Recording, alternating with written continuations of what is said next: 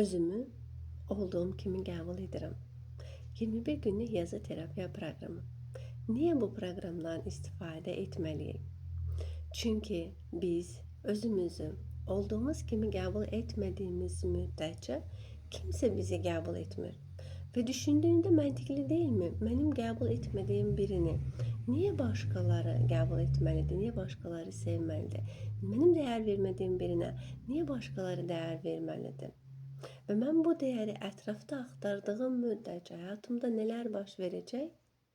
Məni daha da dəyərsiz hiss etdirən insanlarla qarşılaşacağam. Əslində bunu niyə yaşayıram? Çünki o dəyərsizliyi öncə mən özümə qarşı hiss edirəm.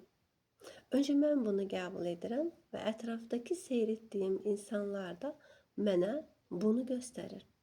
Məndə olanı mənə göstərir.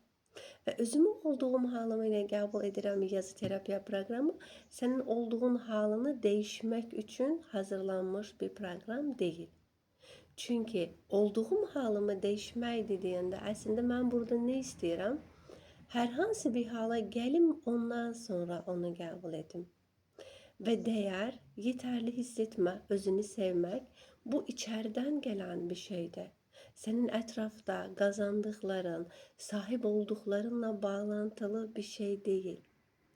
Və bu səbəblə də mən bugün özümü olduğum halım ilə qəbul etmirəmsə, hər hansı bir hala gəlim, ondan sonra özümü qəbul edəcəm deyə bir düşüncəyə kapılıramsa, bu zaman həyatımda nə baş verəcək?